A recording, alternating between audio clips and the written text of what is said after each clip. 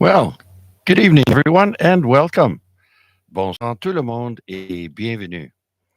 This is Victor Alpha 3, Charlie Juliet Zulu, VA3 CJZ, opening the weekly Amateur Radio Exchange Group, AREG, for Wednesday, March 19th, 2025. My name is Chuck, and my station is located in Hamilton, Ontario.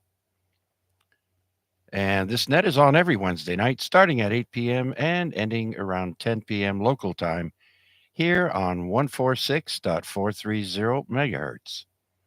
And since this is a simplex net, not everyone will be able to hear everyone else.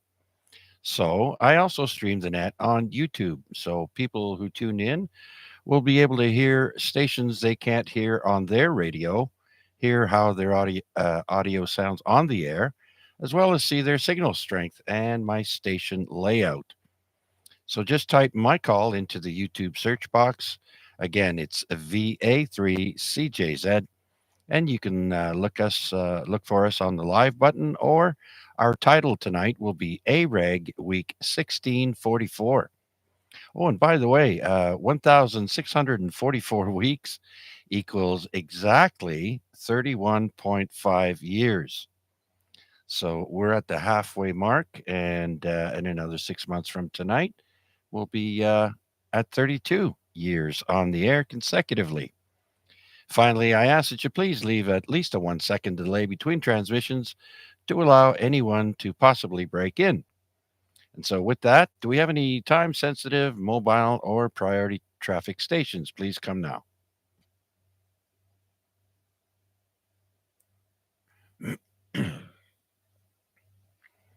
Okay, nothing heard. Let's open it up then. Anyone and everyone with a valid license, please come now.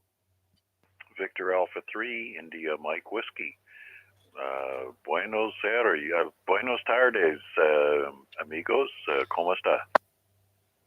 Victor Echo 3, Foxtrot Hotel Echo. Victor Echo 3, Kilo Mike Quebec.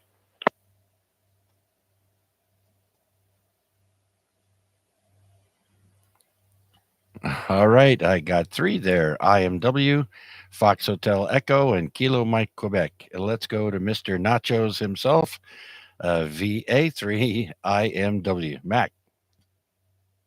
Good evening, Charles. Yeah, you need to know just enough wherever you go of the native language so that you don't go hungry or thirsty. Not necessarily in that order. Dos cerveza, por favor. And that means, can I have 2 hot chocolates? It's Wednesday, it's hump day, it's that much closer to Friday. So just a quick reminder of our event on Saturday, March 22nd, getting RF happy around noontime at Salt Fleet Conservation Area. Charlie Alpha 5566 is the park number. We're going to have a sign-in, sign-out sheet so that when people arrive and leave, they'll get credit for the contacts during their stay. We'll take down email addresses so that we can send out a copy of the log files so that the individual participants can upload them to the Parks on the Air website and get credit for the activation. Really excited about that. So hoping Mother Nature smiles upon us with bright sunshine and warm breezes. Back to you, Charles. All right, very good. Thanks. Yes. And I was a little surprised today on the radio. I heard that tomorrow is the official arrival of spring. And so you're going to be a couple of days late, but that's okay. It doesn't always land on a Saturday. So, yeah, close enough. And so I like the time cards idea too. That was interesting. And yeah, well, we've had a fantastic week so far. Geez, we reached what, 23 degrees Celsius on my thermometer or thermostat outside, and it's just beautiful. But now, of course, it's cooling off, and what are we at? 10 degrees right now, and they're calling for showers. So hopefully it'll clear up for Saturday there, Mac. Yeah, we can trust that we'll get all the nasty stuff out of the way in advance. Originally, they were saying like 8 degrees and drizzle and rain for Saturday, but you can always depend on the Weather Service to lie right through their teeth if they had any.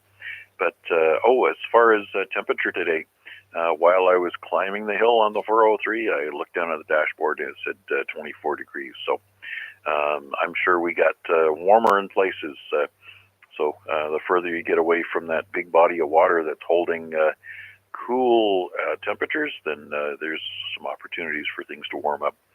So that's why I think I'm at the point where I've got a great deal of faith that the weekend is going to bode well for us, and we'll have a nice event out and getting some fresh air and a little bit of RF. It's always good for you, right? Vitamin E and vitamin RF. So I've also shared on the Burlington Amateur Radio Club Net an open invitation for some of those guys to join as well. I know at least one of the guys from the Burlington Club and also the CW instructor from the Burlington group. I think it's MRX, VE3 MRX. Maybe I'm mistaken, but anyways, he'll be out with us. He was with us when we did this activation in the fall at Dundurn. So he's quite excited about getting out again, and we'll see how many thousands of people show up. It would be nice to set a record. I think the guys down in the States have had 24 or 25 operators at group activation. So it certainly would be nice to top them and do them one better, and maybe with a 25% tariff on top of that. Anyways, I'm here for the duration, Chuck, trusting that we're going to be regaled with all kinds of useless information and just a great evening to put a big red check mark on the calendar for getting halfway through the week. Thanks much for doing it. Okay, Mac. Well, thank you. You can't have a net without people keying up and talking to us. So I do appreciate it, Mac.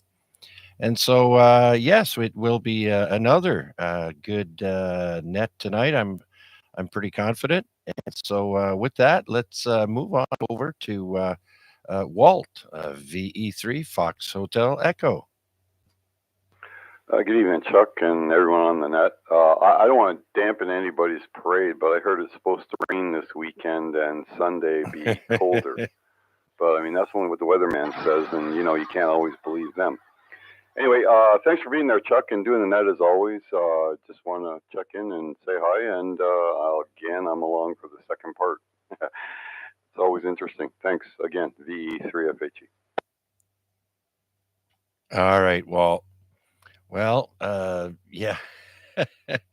Well, let's hope you're not raining on anyone's parade with that sad bit of information. But hey, that's how it is. Can't always be sunshine and comfortable temperatures. Where we live. So, okay, Walter. So let's move on over now to Mike, VE3 Kilo Mike, Quebec. Yeah, VA3CJZ, VE3KMQ. Good evening, Chuck, and everybody else along for the ride this evening. Hope everybody's doing well. For myself, really enjoying the sunshine, as I'm sure most people were who were outside. Oh, yeah. Last couple of days have been really nice. Hopefully a sign of things to come in the weeks ahead with spring. But for myself, I was been working on a little bit of a project on my antenna mount on my car. It's a diamond trunk lid edge mount, I guess you'd call it.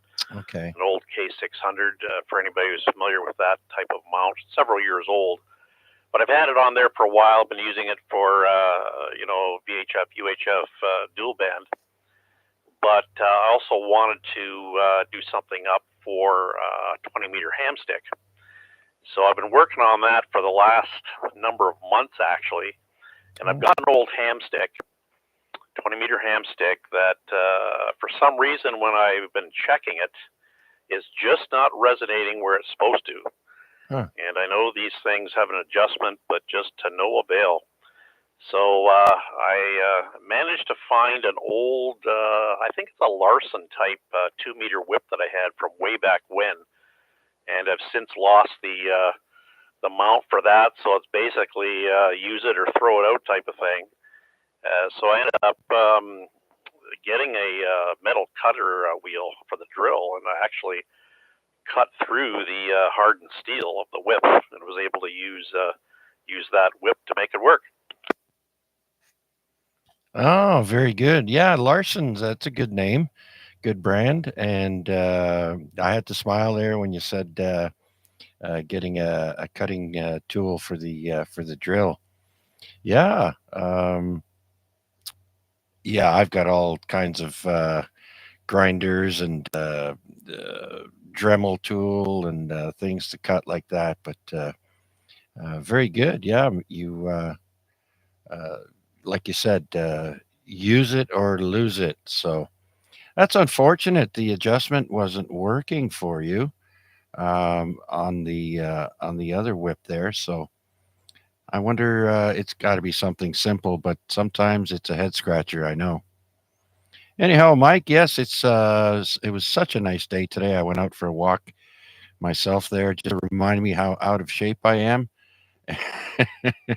And so winter is my worst physical month, or not month, but season. I get back in shape, spring, summer, and fall, and then things slow down in the winter, and then you gain weight, and so on. So yeah, it's sure nice to hear the birds chirping away as well, and yeah, things are looking up. Chuck, you speak my language when it comes to aches and pains. I'll tell you, we could lament probably all evening about this knee and that knee and this hip and that Yep. back pain. And I'm telling you, you get into a situation, where you're bending over like I was doing the last couple days. I was raking up some of the withered leaves that seem to collect on the lawn from, with the snow passing. So I thought, being a nice day the other day, I'd get out with the lawn rake and rake as I did. And of course, then you've got to stoop and pick up the little pile of leaves. I think I had 6 or 7 piles. And I'm telling you, by the time I stood up and got back into the house, I was ready to lay down.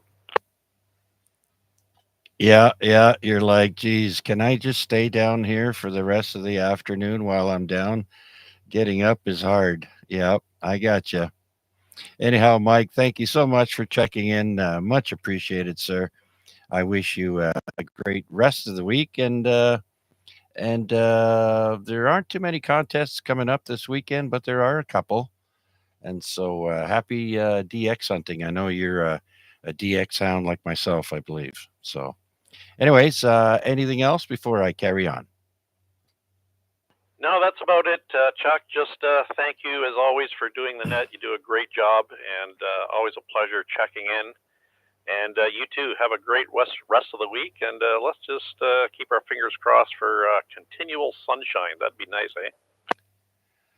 Yeah. It'd be nice if the that little rodent was right this time, meaning our groundhog weather forecaster, and things are looking good so far. So if you can get some extra carrots or whatever from me. Anyhow, thanks again, Mike. So we'll clear with VE3KMQ and start a new list. Let's see who else would like to stop in and say hi here on the weekly amateur radio exchange group. Please come now. Victor Alpha 3, Charlie Delta Victor, Cal from Stony Creek. MVA3BT. VA3NCA.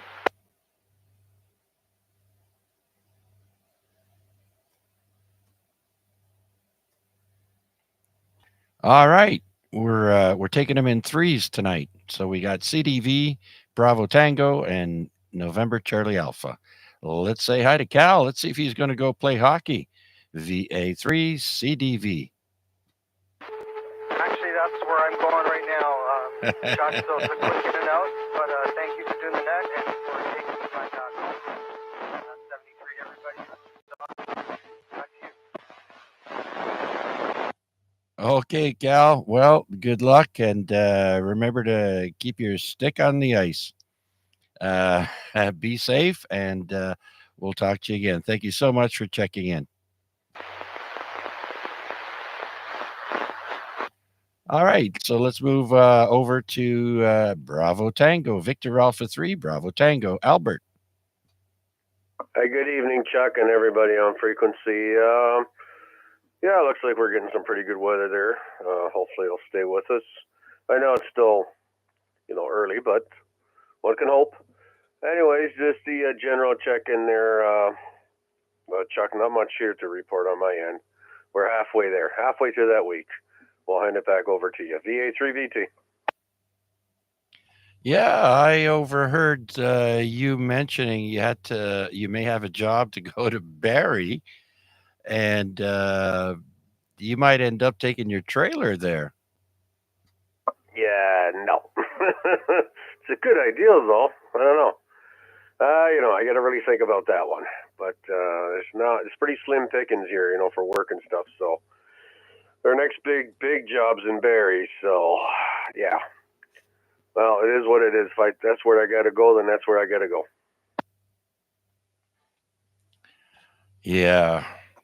Well, it is a drive. I've done it many times, bringing radio gear up there to Ronnie's shop. And one time we got, where was it? Innisfil? We had a crash on the highway. They shut down the whole highway and they detoured everyone. So we had to get off, go into the country, go see some some farms and a couple of little villages there. But yeah, we kind of pick up a little bit. We can go pretty fast. That highway flies, man. Let me tell you. That's probably why they got a lot of wrecks. Yeah, the job that we're looking at starting up there is about 400,000 square feet. I think it's Sherwood-Williams, a big plant that we're building for them up in right in Barrie there. So that's supposed to be, I guess we're breaking ground early spring, so that could be any time now, April, May. So it'd be a good summer job. Wintertime's going to suck, though. Oh, yeah. It's going to be a bit of a longer drive for the winter, that's for sure. You're going to still get these cowboys that say, "Oh, I got four-wheel drive. I'm like God. Nothing can stop me." And yeah, those are the ones you got to watch out for. But yeah, how long is the job? A little over a year, I guess. Well, it's going to be more than a year. I haven't looked at the schedule yet, but I know it's a really tight schedule. So they're saying if it starts now, it's from April to April, May to May, something like that, right? So who knows? If it's just a square box, which we call a warehouse with a little bit of office space, they go up pretty quick. Yeah. I'm just still floored by having to drive there every day. It's crazy, man. I mean, every time I go up there, I come back the same day. So it's minimum, 4 hours behind the wheel. But hey, that's why they pay you the big bucks, give you the gas card, lease a car or whatever it is, and all the perks. Maybe you should see if they'll spring for a motel. Okay, Albert. Well, thanks for checking in, my friend. Hope you stick around and enjoy the rest of the net. Yep. No, I'm planning on sticking through the net here. Can't wait for the big shows there. Yeah, no, I can't complain. We do get the gas card, the travel allowance, and the transponder for the 407. So we do get that, right? And I don't take the truck to work. That's why I bought a smaller car, because that's where your savings come in. But hey, you got to think smart, right? But the driving that small cars in the winter is not so good. But anyways, we'll hand it back over to you and let the net roll. VA3BT. Yeah, well, at least it's not like people that have like Corvettes or cars that are really low to the ground, and you see them trying to maneuver in the wintertime. That's funny in itself. Okay, Albert, thank you so much for checking in, sir. Remember, folks, you don't have to wait for me to call your name. If you have a comment you want to break in, by all means, wait for an opening and break in. But for now, let's turn it over to Wade, Victor Alpha 3, November Charlie Alpha. VA3 CJZ, VA3 NCA. Good evening, Chuck. Good evening, everybody on net tonight. Good to make it to Wednesday and the AREG net, of course. I have some very high noise floor today on 2 meters. 9, an S9, full solid S9. I'm having trouble hearing stations I would normally hear. Al was coming in booming over everybody, though, as usual, so he was clearly getting over it. Chuck, you're mostly over it, and you're 20 over to my station. It just crackles a little bit. So when I'm saying a 20 over station crackles a little bit, it's horrific noise for some reason. But it's days like this where the YouTube channel, I guess, really shines a lot. So anyhow, I'm going to have to hunt that noise source down if it doesn't go away on its own. Figure out what's new in the place or close by. But in the meantime, we'll keep chugging along with it. Let's see. Yeah, I've been working from home the last couple of days, but I'm back at the campus tomorrow and Friday, so be out there for that. But yeah, managed to still get in a bike ride though today. It's such nice weather, and there's a guy I know who I used to work with moving back to Australia end of the month, and the next month actually. Yeah, and next month. So, no, sorry, end of this month. Yeah, he's gone in a week. Anyways, where did this month go? Anyhow, so we managed to get a ride out, so that was pretty good. Other than that, not much else. So I'll pass it back to you for now. VA3NCA back to you, Chuck. All right, Wade. Well, good copy on you tonight. Don't forget to add the lid in with the noise there, and that probably might be a factor. But you're coming in quite well, and if there is a high noise floor, maybe it's just in your area. Hopefully, everyone else is hearing me okay because I'm doing about 40 watts right now. And like you mentioned, that's why I stream the YouTube, I stream the net on YouTube. Pardon me. And speaking of which, I see Bill has joined us, VE3IUK. Welcome, Bill. Welcome back. But anyways, Bill, VE3IUK, is in Dundas, and he's unable to reach us with his current radio setup. He is looking for a radio to be portable so he can go out and do some parks. And of course, he's looking for a reasonably priced rig. If you have any suggestions for him or anything to offer him, I'm sure he'd appreciate it. Last I heard, Bill was still looking. Bill, you can let us know in the YouTube chat there if you found something yet or not. And hopefully we can get you back out and about.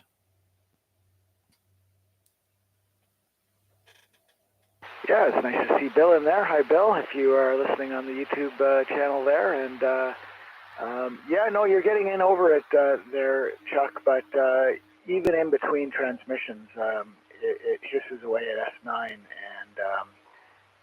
so, yeah, I don't know. There's something local here. I think it's something local here. Whether it's QRM or QRN, I'm not so sure, but we'll find out. But in the meantime, I am here for the duration, and I will be listening along for sure.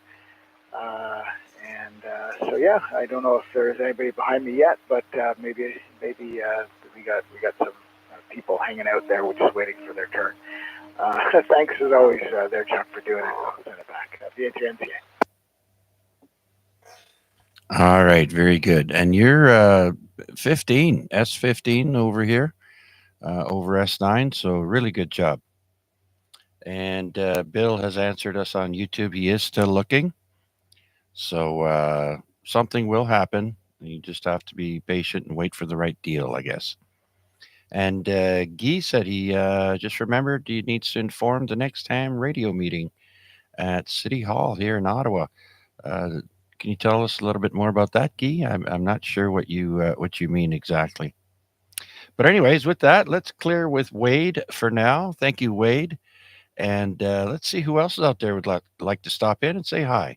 This is Victor Alpha 3, Charlie Juliet Zulu.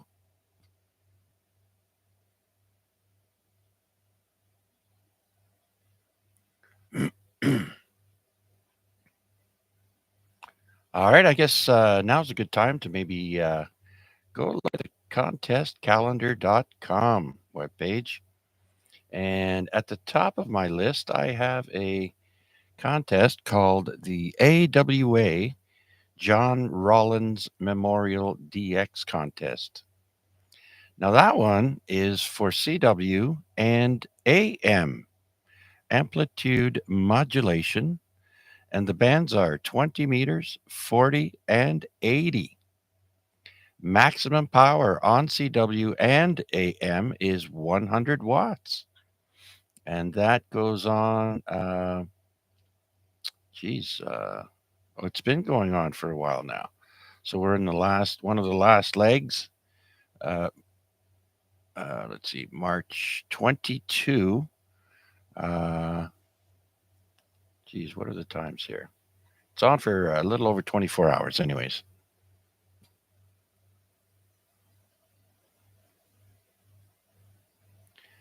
Then there's a quick little sideband net called the ICWC. The Worldwide Sideband Activity Contest, and that's only on for an hour, and it's sideband only, and that starts with 6 meters, 10, 15, 20, 40, 80, and 160, and 1 hour.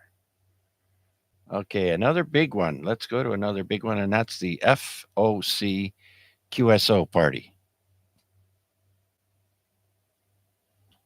Now that's for CW, and that includes VHF, and then 10 meters, 15, 20, 40, 80, and 160, again for CW. Then I don't know if this is a typo, but they spelled Russian with an O instead of an A. It says here Russian YL/old man. So young lady / old man contest. And that's for sideband and CW. And the bands are 10 meter, 15, 20, and 40. And that starts at 0700 Zulu to 1059 Zulu on March 22nd.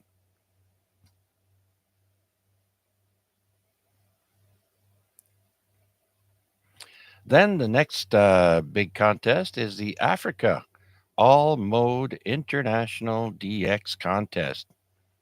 So that should be a pretty good one. Geographic focus is Africa, and participation is worldwide. And the modes are CW, sideband, and RTTY.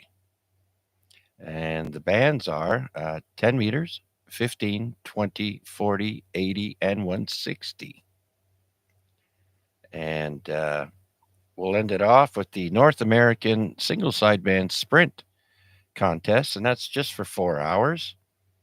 And it's 20 meters, 40, and 80, single sideband only.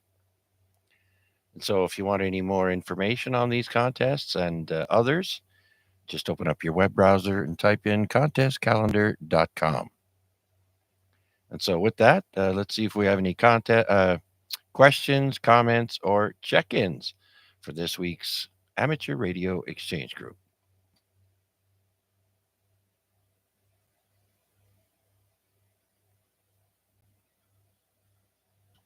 Alrighty then. So that means, I guess, we're going to start maybe some trivia. But before I do, I just, I normally do on this day. There's something coming up that is actually on March 24th. So it's in between nets. And this was on March 24th, 1975. was the day that the beaver became a national symbol. So we are celebrating the 50th year of the beaver as a national symbol for Canada. And it goes all the way back to 1851 when the beaver was on a postage stamp here in Canada. And so long history with the beaver. Be kind to your beavers. Trying to be good. Yeah, yeah.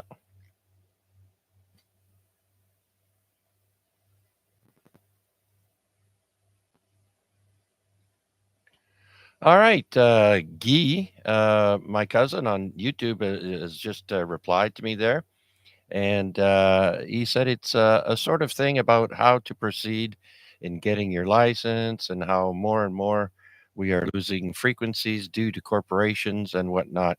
Available frequencies are getting narrower. That is so true.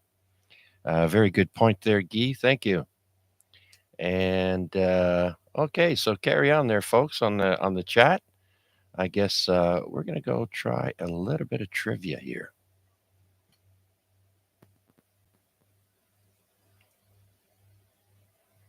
All right, we'll start with some possible multiple answers here. In what year did the Berlin Wall fall? Is it 1987, 89, or 90? Anyone?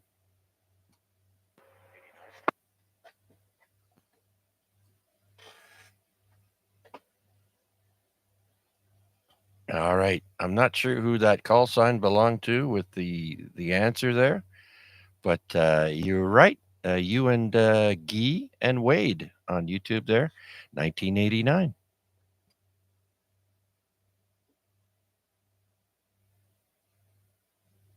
Was that Noel? Yeah, sorry, I'm bad with the when to break in and when not, and I was sitting too far away from the mic. So yeah, V3 Kitty. All right, yeah. At least the last 3 digits of your call, so I know who it is. But very good. The full call is acceptable. Let's see. Let's move on now. You all know the Mona Lisa has been stolen, right? Well, how many times has the Mona Lisa been stolen? Is it 1, 5, or 8? How many times? Once, 5 times, or 8 times?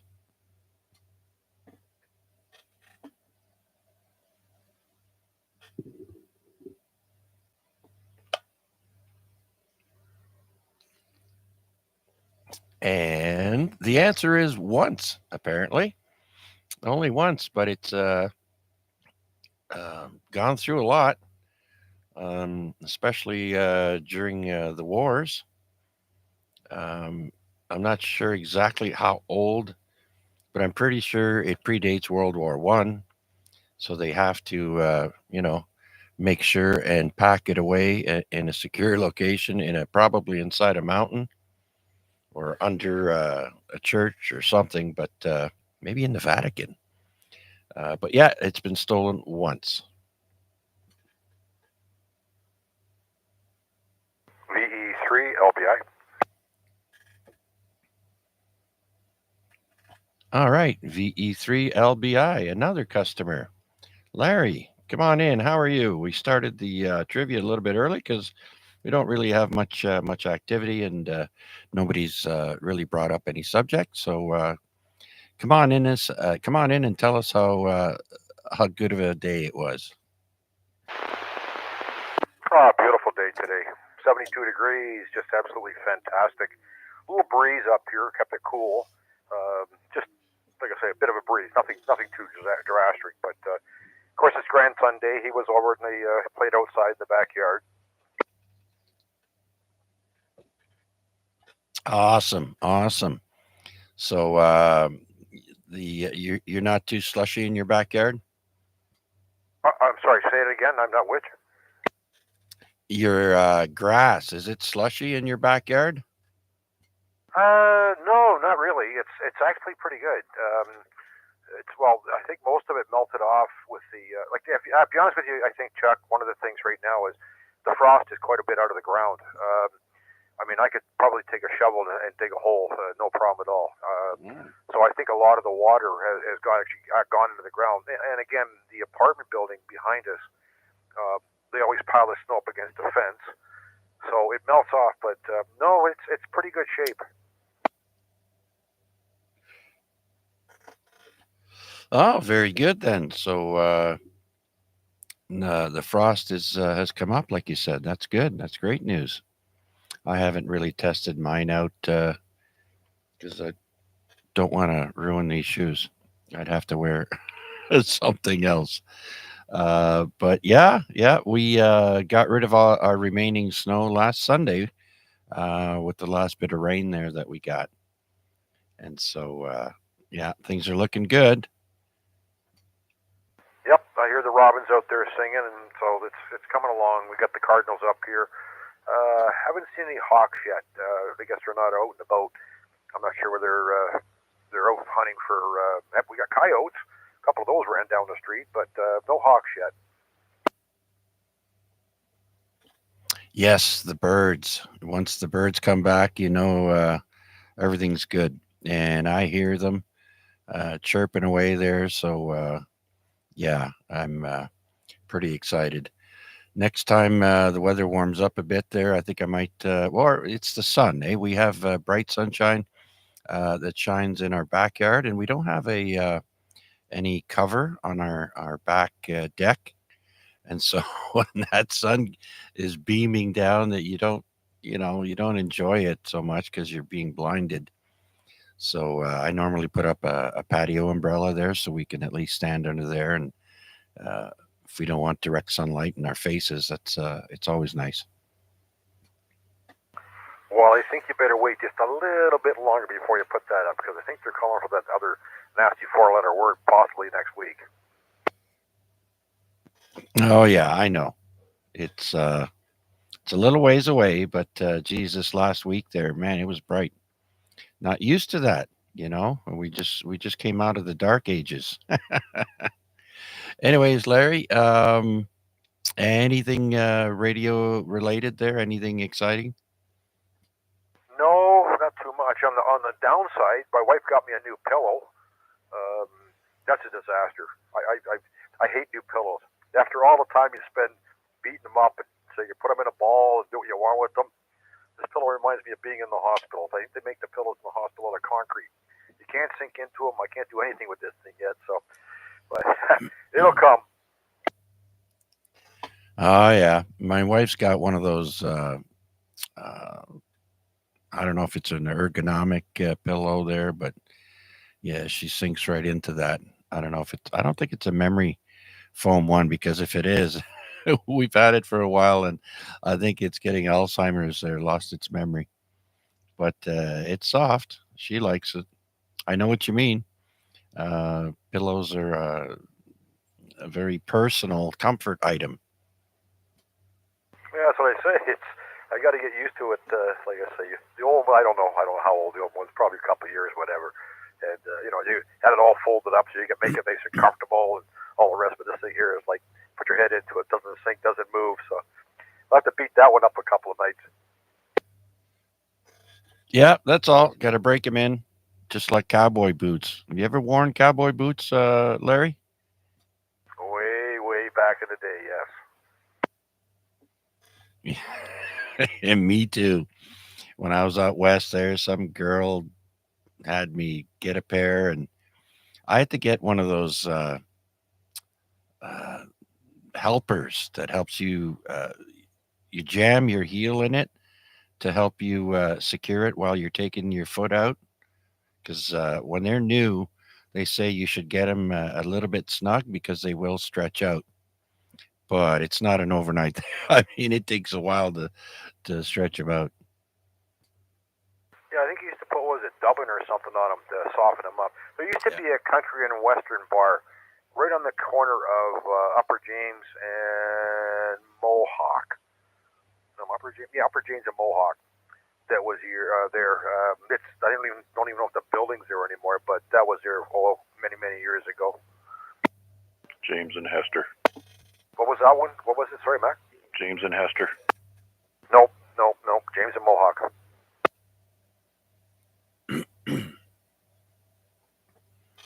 Okay, well, yeah, I do remember the Arctic dubbin that I used to put on all my leather.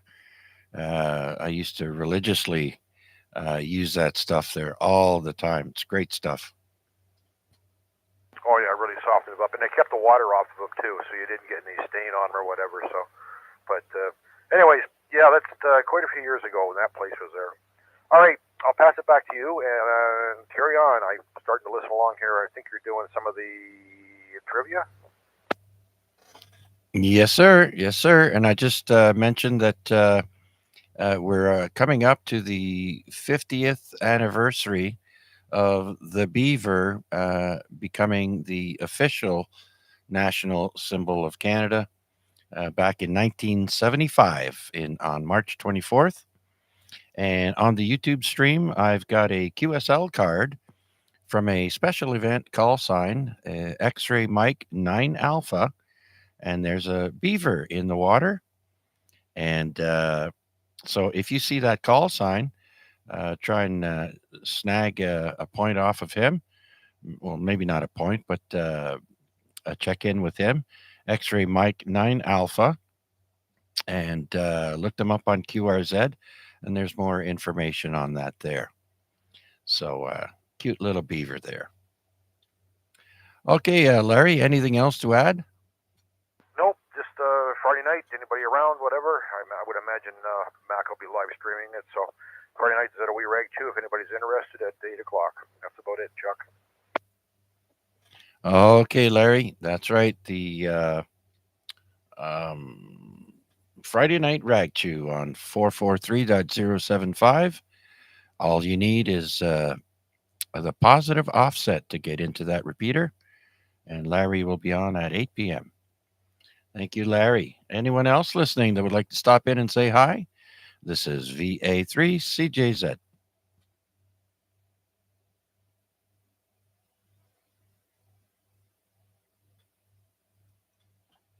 All right, so let's go back to our trivia here. Let me see if I can find where we were at. And I got a good one coming up here. Okay. In ancient Rome, how many days of the week were there? Was it 5, 6, or 8 days in a week?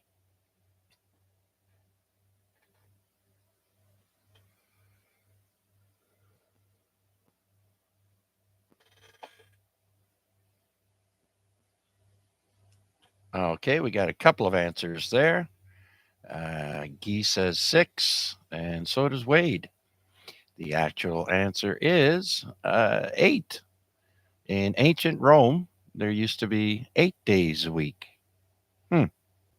Bill got it there. VE3IUK. Very good, Bill. Maybe that's where the Beatles got her from. 8 days, yeah. Could be. Yeah, good call there, Mac. All right. Does anyone know what New York's original name used to be? Was it A, New Liverpool, B, New Amsterdam, or C, New Brussels? I think it was New Amsterdam. I think you're right. Absolutely. A lot of Dutch people settled in New York, and they called it New Amsterdam, just like we have Nova Scotia, which is Scottish.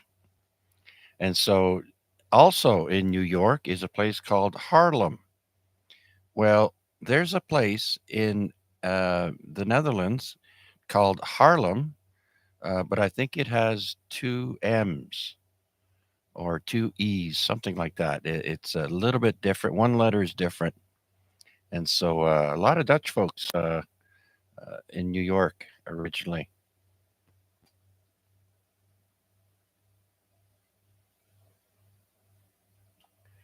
Okay.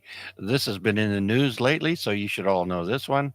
Oh, by the way, Wade and Bill got that right. New Amsterdam. Very good. And next we have until 1981, Greenland was a colony of which country? I won't even give you the three possible answers.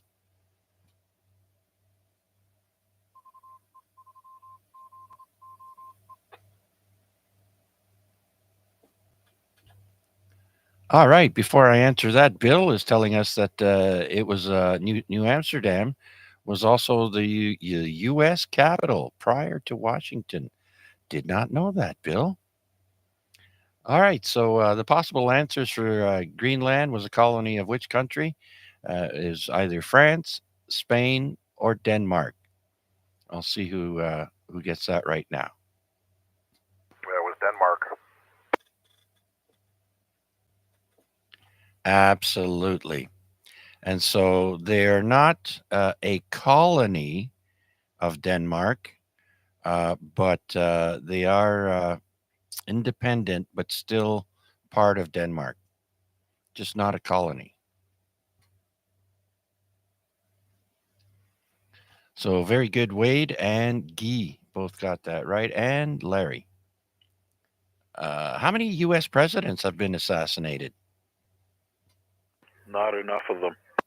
Ooh, good one.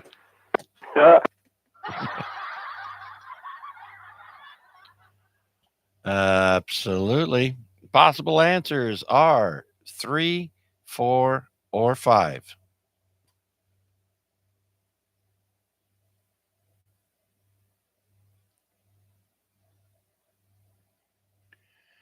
All right. The answer is 3. Way to go, Wade and Guy.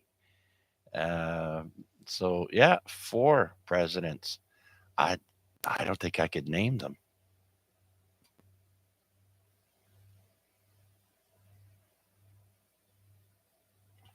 What is the modern name for the island formerly known as Van Diemen's Land? Van Diemen's Diemen is Diemen. Uh, is it the Isle of Wight, Tasmania, or Hawaii? What is the modern name for the island formerly known as Van Diemen's Land? Oh, that's Tasmania. Yeah, the answer is pretty much in the question. Demon, spelt that way, doesn't matter. It sounds like a demon. And the Tasmanian devil. Yeah. So, yeah, good answer. Wade got it right. And yeah, and you. All right. Oh, here's a good one. Who was assassinated in New York in 1980?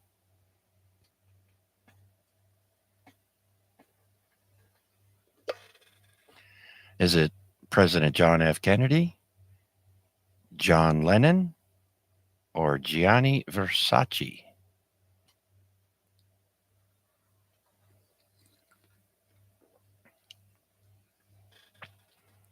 Absolutely right there, Guy. It is, in fact, John Lennon.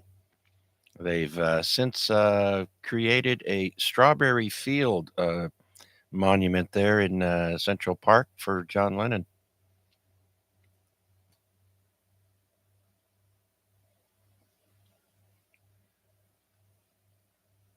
Okay.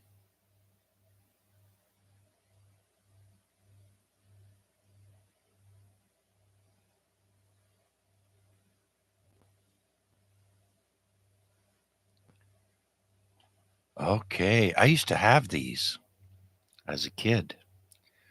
My dad bought me a nice little library of books. And this next question is, how many original James Bond novels were published?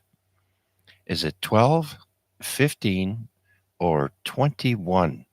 How many original James Bond novels were published?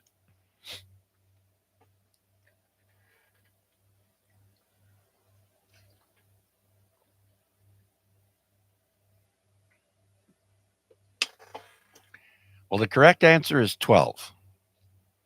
12 novels were published. I am not sure how many movies there are, but I think I do have on this day info about James Bond. And yeah, I used to have those paperback books.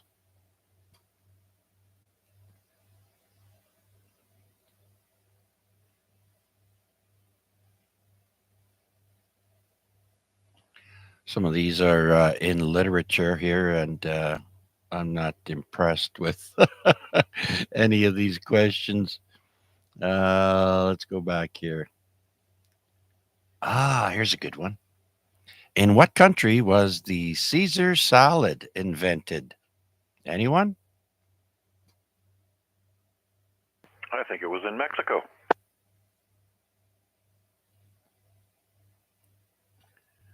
Let's go back and give credit to Bill. He was a little bit late there. He got it right. 12 novels. Very good.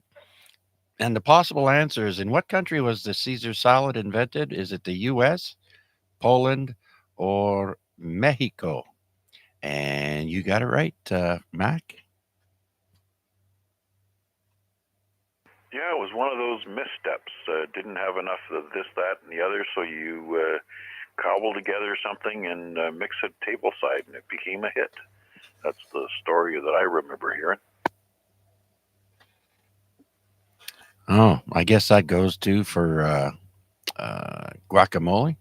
You know, if you go out to California and you order food in a restaurant, unless you're in a high-end restaurant, chances are you'll get a portion of guacamole with your meal every time, everywhere. And then they walk away saying Baja. Which is just down the road. All right, Mr. Fancy Food. What was the first fruit to be eaten on the moon?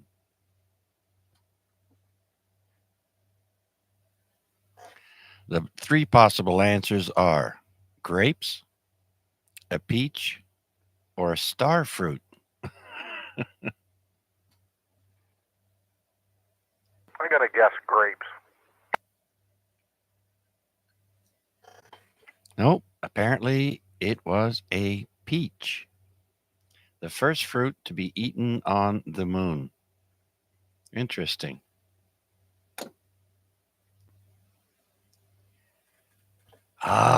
Here's another good one. In which Italian city was pizza first made? Before I give you any possible answers, let's see if anybody can guess. In which Italian city was pizza first made?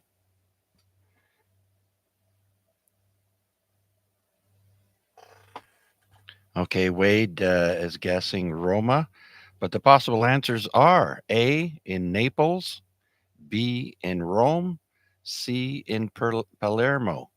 So, which city was the pizza first made? I'm going to have to go with Naples. The fuzzy Naples? Oh, no, that's something different. They could be fuzzy. They are that way. Oh, pardon me. My pharmacy is calling me, but we'll let the machine pick up, as they say.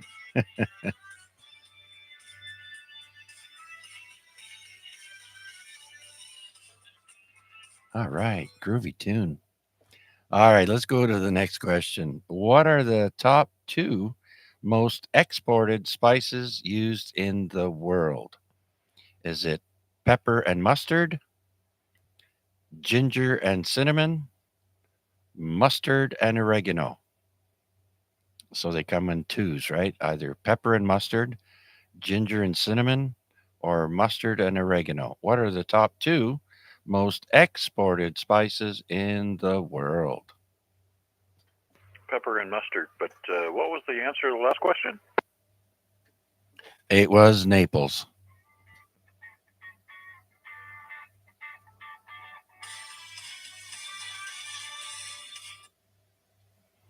Boy, they're persistent. They called me twice. All right. So the correct answer is ginger and cinnamon are the two most exported spices used in the world. break. All right, we have a break in there. Go ahead, sir. Victor Alpha 3, Alpha X-ray Juliet. How's it going? All right, Victor Alpha 3, uh, Alpha X-ray Juliet AXJ. That would be downtown Rick. Come on in, Rick. How you doing? Right now, doing pretty good. Just relaxing, watching TV here. Just, living, trying to live. That's all. Just still got a heartbeat, still beating there. Don't know for how long, but it's still going. Atta boy. Never say die.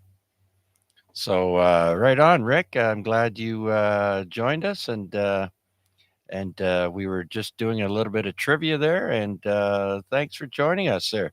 You sounded good tonight. I actually forgot. It's Wednesday night there, and I just looked at my watch. Oh, I got to get on the radio. Right. Yeah. Well, I did post a reminder on the Facebook AREG page there, and just remind everyone. But yeah, very good. You still listen to this frequency during the day sometimes, or no? Not really. Once in a while, we'll turn it on for a few minutes, and I'll turn it back off. But not really. Okay, very good. Well, thanks for joining us there, Rick. Glad to hear you're feeling well enough to join us. So, very good then. Enjoy the rest of the net, my friend. Roger, VA3XJ will be listening. All righty, very good then. That's awesome. And for that, let's give him a round of applause. Way to go, Rick. Okay. So let's see. Is there anyone else out there wishing to check in with us here on the Wednesday night Amateur Radio Exchange Group?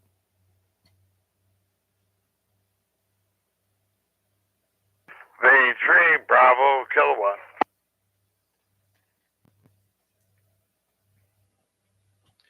VE3 Bravo Kilowatt. Rick, come on in. Yeah, it was probably too hot there. Anyway, nothing really to comment on. Maples. I was going to say Rome. But anyway, I've been listening for a while, and actually I was on right at 8, but I had a couple of other things to do. So, my computer's still giving me problems. It's locking up once in a while. So, been monkeying with that. And nothing else really going on. Hello to everybody on frequency. And Monday night went really good with the remote. And afterwards we went to 10 meters, 28, 485. So if anybody, we just ragged through there. I couldn't believe we were on there till after 11 o'clock there, Chuck. So on there quite a long time. Anyway, so just rag tune local here. 10 meters wasn't open at the time of night. Anyway, so back to net, and was talking to V3EIR, and he should be on there too. So maybe you'll check it next. V3BK. Show front door. All right, very good. Don, yeah, he drops in there every once in a while. So very good. Well, thanks for promoting the net there, Rick. And as far as computers go, sometimes you get to the point where you have to do a full reset, and it sucks because it doesn't reset all the things that you've added. Since you got the computer, there's these programs that won't be there when you do the reset, and so you got to reinstall everything, and then so it's a pain. But for me, I used to do it fairly often, but I don't anymore. And for that reason, I mean, your bank, all your stuff.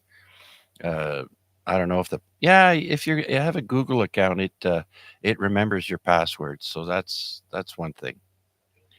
But anyways, thanks for checking in, Rick. Let's see, we're not that busy tonight.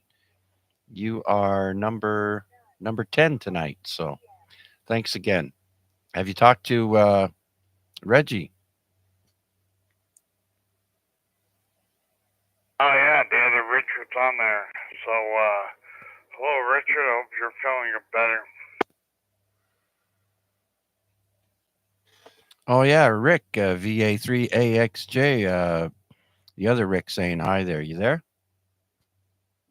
Yeah, I did have the YouTube on, but yeah, when I'm cleaning stuff out here and it shut that down, so I gotta turn it back on. See if you put any more good QSL cards or something up. Anyway, yeah. So Richard or Rick's feeling fine there. Or feeling better, I hope, and at least he's on here. So hello to him and hello to everybody else on here. And the computer, I think there was something installed on the 10th, and I think it's been giving me problems since then. So I uninstalled one program that I think may be causing a problem, and that that might be it. I'll let you know there, Chuck. So anyway, back to that P3 PK. Okay, just remember when you uninstall something, you should always reboot the computer first before you reinstall it. Oh yeah, that's a good point. Yeah, same with you install something, you should reboot. I think some of the Microsoft stuff makes you do that. I don't know, but I know it's recommended that once you delete something and you intend on reinstalling it, you should reboot your computer first to complete the uninstall, and then you can go ahead and reinstall it. And sometimes that fixes things. But anyways, yeah, I've got some QSL cards for you there. They're up and on the YouTube stream right now. I've got a maritime station, one in Colombia, and a special event call sign, X-Ray Mike 9 Alpha. The Beaver celebrates 50 years of being Canada's national symbol. That all started on March 24th, 1975 there, Rick. So let me know when are you going to restart the YouTube or what? Well, I'm rebooting the computer right now. I have it on shortly. Okay, very good then. Well, let's move on, and let's see now. We'll switch over to this for now, and let's see. Is there anyone out there wishing to stop in and say hello? This is VA3CJZ.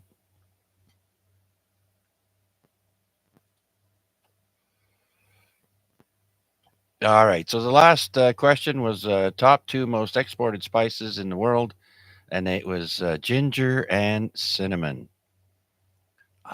Which country has the most Michelin-starred restaurants? Is it India, France, or Japan?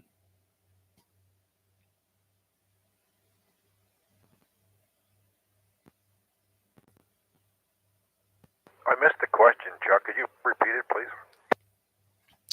Restaurants have a rating of Michelin stars if you're really good, and they're awarded to certain restaurants. Now, which country has the most Michelin starred restaurants? Is it India, France, or Japan?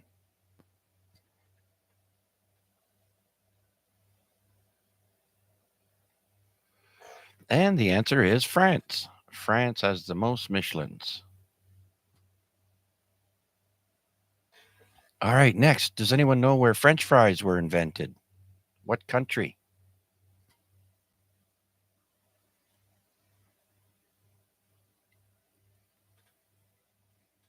So the possible answers of where French fries were invented is either France, Belgium, or the US. Where were French fries invented? I'd have to go with France. So I remember a heritage moment. Believe it or not, the answer is Belgium.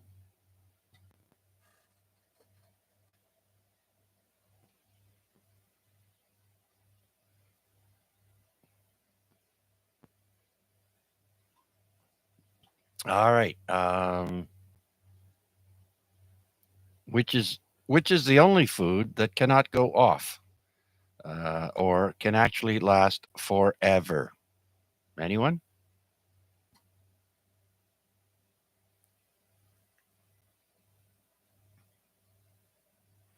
Possible answers are peanut butter, honey, or demerara sugar.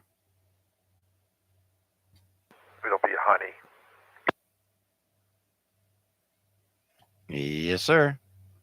Honey is the correct answer. I think they found some in ancient Egypt, if I'm not mistaken. It's like 3,500 years old. I wouldn't try it, but Honey never goes bad. that's right. Don't call me honey.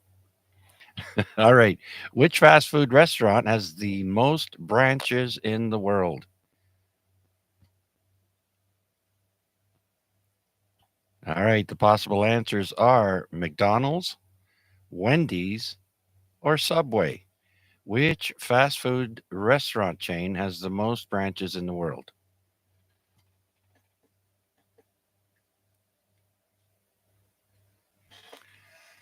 And believe it or not, it's Subway. Subway has the most uh, branches in the world.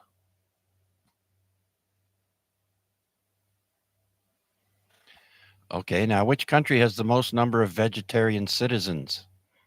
Is it United Kingdom, Brazil, or India?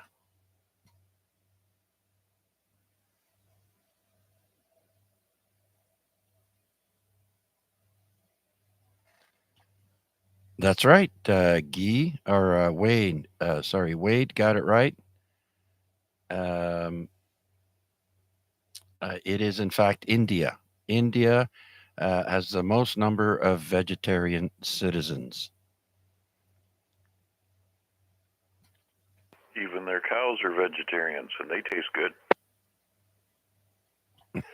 They sure do. Yeah, I don't think you'll find many burgers in India. You have to go to special places. The black market.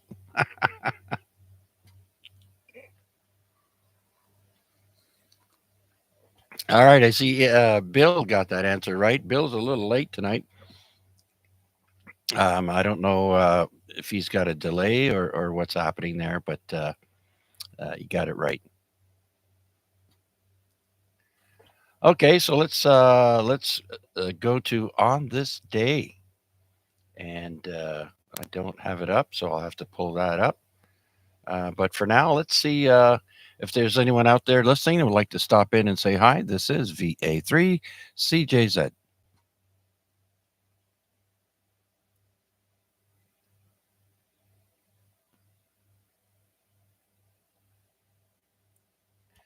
All right, nothing heard. Let's see. Do we have? No, I thought I pulled it up.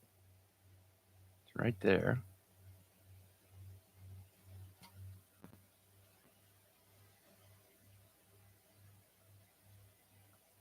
Here we are.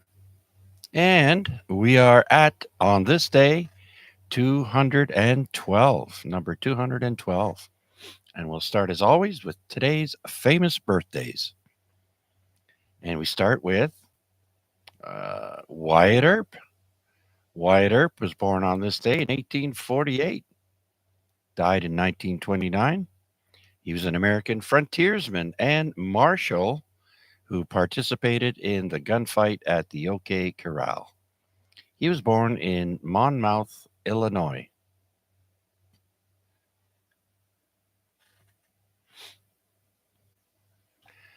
Next, born in 1910, is Sergei Anakin.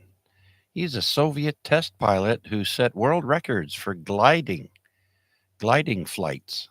Born in Moscow, died in 1986. So doesn't look like he died in a gliding plane crash.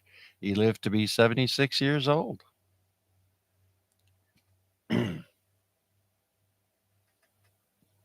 That's right, Tombstone. That was a good movie. I'll have to go and download it now. All right, next, in 1923, Henry Morgenthaler was born.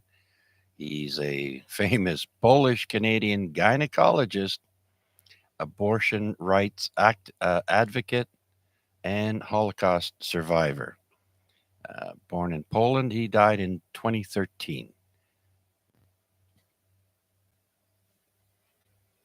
Of course, he was in the news, I think, because of his abortions back in the day, but he's gone now. Next, we have a Bond girl born on this day in 1936, Ursula Andress, Swiss model, actress, and sex symbol. She was a Bond girl in Doctor No and Casino Royale. Born in Switzerland, of course.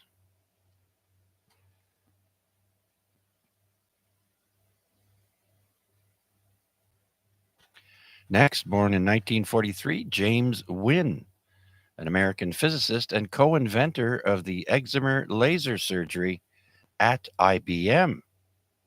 Born in Brooklyn, New York. So excimer laser surgery was invented at IBM. Interesting.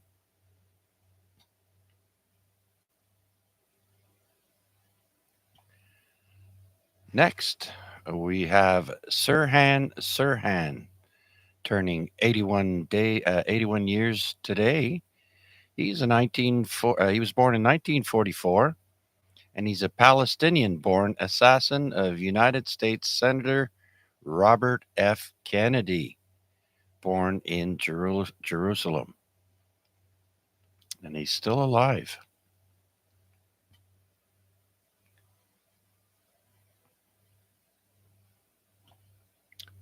Next, Glenn Close is celebrating a 78-year birthday today.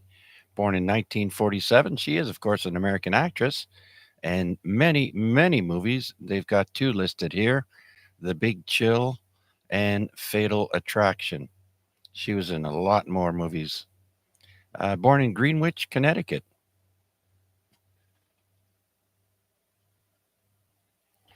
Next, we've got Gerard Huerta, born in 1952. He's an American graphic designer and album cover artist for CBS Records. He did AC/DC, Boston, Blue Oyster Cult, Rupert Holmes. He was born in Los Angeles, California.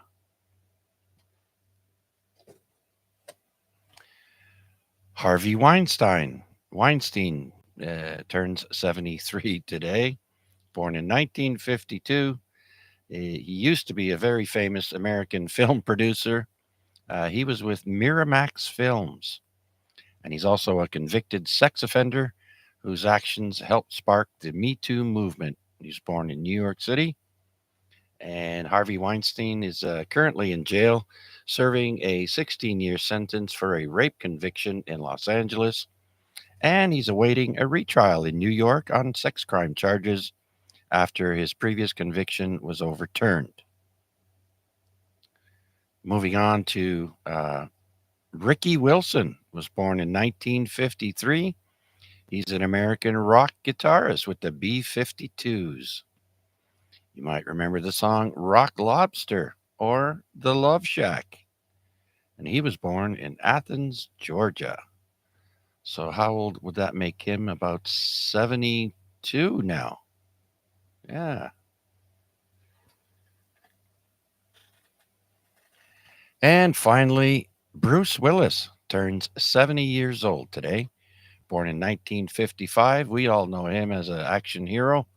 No need to say more. He was born in West Germany. That I didn't know. So that's it for famous birthdays on this day. Let's see. For now, do we have any questions or comments or any new check-ins for tonight's AREG net? Please come now. Do you remember what TV show Bruce Willis made his debut on?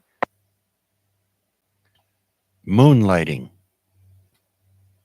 Very good, Charles. Very good indeed.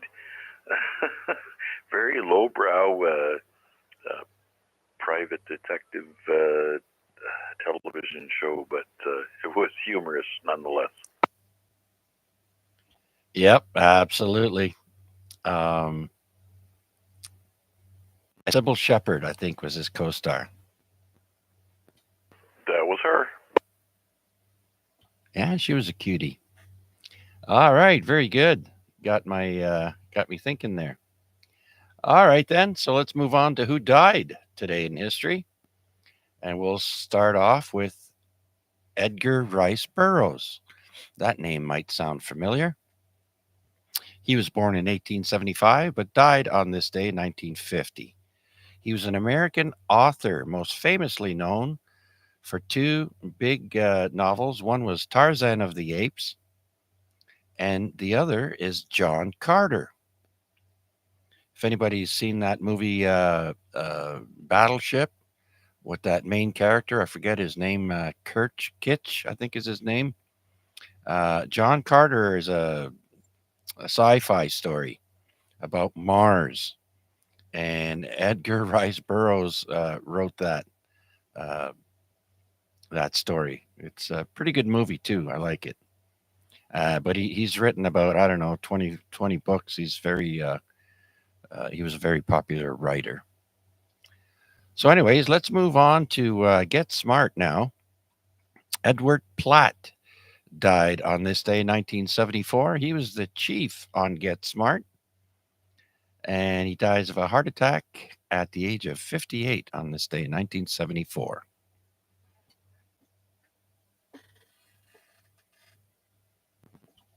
Next, passing away in 1976 is Paul Kossoff. He's a British rock guitarist with the band Free. You might remember the song All Right Now. Dies on a flight from LA to New York of a pulmonary embolism at the age of 25. Now, I looked it up, and a pulmonary embolism occurs when a blood clot gets stuck in an artery in the lung, blocking blood flow to part of the lung. There you have it. Another one here that dies in an air crash is Randy Rhoads. Died in 1982. He was an American heavy metal guitarist with Quiet Riot and I believe with Black Sabbath. Dies in an air crash at the age of 25.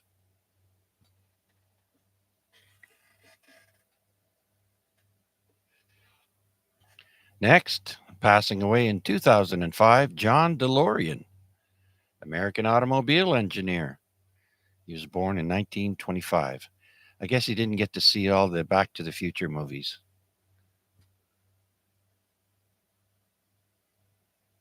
All right, and last on my list is Arthur C. Clarke, another author. He was an English sci-fi author, and he wrote the story for the movie 2001: A Space Odyssey.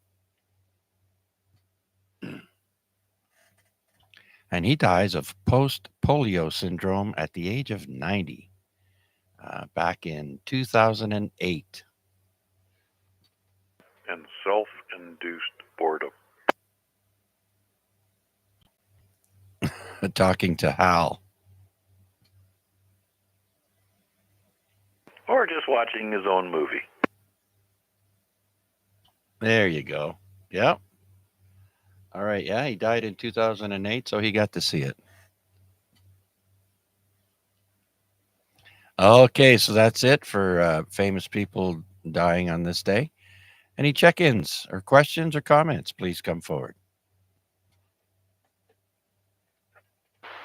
Victor Echo 3. VA3, Dex LJ. All right, I heard two of you there. VE3 Charlie Echo Uniform, and VA3 XLJ. Let's say hello to Tom. VE3 Charlie Echo Uniform. Good evening, Chuck and everybody else on the net here. Yeah, Thomas from Burlington. Yep, just been listening along here. And yeah, nice day today. I did some cycling. I did about 30 kilometers today. And yeah, I'm a little bit sore down below there. I got to get used to it. I get a different seat. So how's everything going here, Chuck? Oh, not bad, not bad. I myself went for a walk today, and my hips and my legs are a little bit sore afterwards, but that just means I need the exercise. Winter is my slow month, and I get out of shape and put on a few pounds. Yeah, I was out yesterday and I was out again today, but I guess the rest of the week I'm not going to be doing any riding because it's supposed to get cooler tomorrow and rain tomorrow, and I guess the rest of the week's going to be getting back to getting pretty cold again. So, but yeah, other than that, I've been doing some chores around the house, and yeah, I'm getting on the radio every once in a while, but should be getting on more often. But however, yeah, I still have it. So yeah, I just a general check in there, Chuck, and I'll sit here and I'll be listening along. Yes, Tom, it's a little too early to take the cover off of the air conditioner, but we're getting there. Absolutely. And yeah, it's time to start heading outdoors more because, well, winter sucks, plain and simple. So yeah, time to start exercising a bit more. And I have a bike here, but I haven't cycled because I have back issues, and yeah, I'm not ready to get back on the bike yet, but I'm hoping to. And so thanks for checking in, Tom. Much appreciated. Have you been listening for a little bit? Yes, I have. Just for the past 10 or 15 minutes there, I've been listening there. So I was on a phone call with a friend there earlier, so I still had you in the background there. So yeah. All right, very good then. Yeah, funny enough, I should have turned my phone off because my pharmacy decided to call me. I got a call today from my diabetes nurse there. They're putting me on some new medicine. And so that was the pharmacy wanting to talk to me about it, I'm sure, but I was busy doing this live. So we'll talk to them tomorrow. Thanks again, Tom. Much appreciated, sir. Let's move over to Vanya, Victor Alpha 3, X Ray Lima Juliet, with the plasma bag over top of his ballon. Come on in there, Vanya. Good afternoon, Chuck, and everybody on the net. I think it wasn't the plasma bag. It was one of those dielectric bags or whatever that funny-looking thing is, and worked out well. At least didn't get wet when it was raining. On occasion, those few times, then it rained while I was had a 50 point activating the park. So yeah, that's the thing regarding the bed. Like worked out good. It was a good day today. That day, not today. Today was average day, but that day was good. Like I think pretty much half of my contacts they were they came from Europe side. So I was surprised. Just by accident, I did stumble upon the how you call it thing. Not that band, but it's went that high because I rarely use I rarely go that high. Usually I stick like a 20, 40, maybe 30. But I just stuck there, made a few contacts. They were coming quite well because the reason I don't go that high up.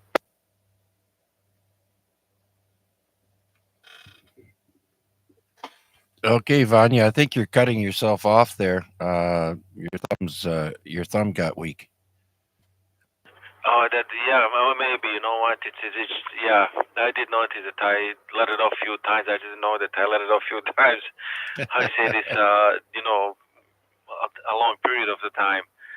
But it's okay. You guys can put the things together. So what I was saying, like most of the contact was on the 10 meters, and it was coming just fine. The reason why I avoid 10 meters most of the time is because that balloon is really bad when you go up. I think it's like insertion loss on the 10 meters is like is like 6 dBs. Like it's you send 100 watts in and you get like I don't know 10 or something. I don't know. Maybe I just got the math right wrong, but it wasn't good. And just the fact that I generally work with the 40 watts only, so I never bothered. But for the day it worked out well because pretty much everyone was coming in fairly well, and I managed to work the same guy twice on the two different bands, so that was good. I mean, other than that, like there's not much on my end.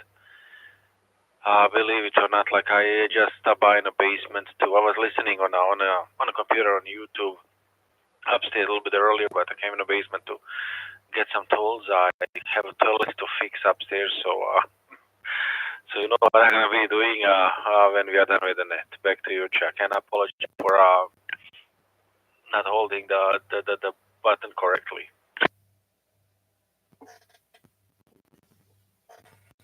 Okay, Vanya, no worries. No worries. Just thought I'd let you know. And I got a question for you, though. Um, when you go to a park and you're using, do you change positions of your car or your like? I'm not sure if you're using an antenna off your car. Do you change the position of your car to see if you get out better? Do you play around with that? And also, if you're stringing up a wire, do you face different directions and see how it does? No, I don't. Usually, I'm kind of creature of habit, which is I don't know, it's a good thing or bad thing, but I don't know. But what I do, I park on the same spot and I try to deploy the antenna the same way because usually that's the laziest and easiest possible way of deploying it. Because I did circle at every parking which I will activate a few times before I decide it's gonna be like a wire antenna or gonna just slap the hamstick on top of the roof and go with the hamsticks. But I'm now kind of warming up to idea to have actually at least the upper bands like a 10, 12, and 15 kind of a little bit nicer antenna than what I have now because this antenna works fine on the 40, 20, and maybe 17 meters, but it loses too much power to the heat in a transformer because when I took the thing down, even after like I was working for like 3 hours to get like 96 contacts, and what happened was transformer was the fairly warm to the touch, and that's one of those store-bought antennas. It's not the one which I put it together. So I don't know where am I going with this, but yeah, I'm warming up to idea to have at least the upper bands 10, 12, 15, or 11, whatever the number is, the dedicated antennas, and just use something like NFED for the lower parts, and I think they should work just fine. But yeah, creature habit, same place, same setup most of the time. That's probably the easiest way. Okay, okay. I know. What was it? I was talking to Pierre about Battlefield there because I guess Max said he had trouble. They had trouble with noise over there, and turns out Pierre said if you're using an NFED, it's best to string it in the same direction that the power lines are going, and so that would basically be north south, um, because I guess you're getting interference from the power lines there on the highway. You know what? I'm not sure about that, but I mean, he's over there more often than anyone, so he probably figured out the best way of deploying it. I was over there once, actually two times, one with the group and one by myself. And first time I used the hamstick, and I couldn't activate the park. I couldn't hear anything or anyone. So I gave up on a battlefield. So yeah, but now that we know what he did, like he went in a parallel with the power lines, so they worked out well. But I do remember that day. I was early in the morning, like I picked my wife from work and dropped her off at home, went to battlefield, and couldn't activate the thing. And it was one of the days, like I don't know, was a VHF contest or whatever it is. I talked to the guy on VHF, and he would be my 10th contact to activate the park, but I realized it after I submitted the log, so I just left it that way. But yeah, the battlefield, like, yeah, just those two instances that I try activating it. One success, oh my god, unsuccessful, and the second one with the group, and yeah, both times there was quite a bit of noise there. All right, just trying to get everybody's opinion on these things. So, thank you very much, Vanya, for sharing that and for checking in. Do you have anything else before I do another call out and continue?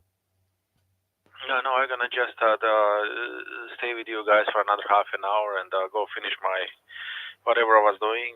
Prepare Martin for school day for tomorrow, and that's pretty much gonna be a day for me, anyways. Yeah, VA3 XLJ. All right, that's right. Back to school. Okay, anyone else out there wishing to check in with us here on the weekly AREG net, please come now.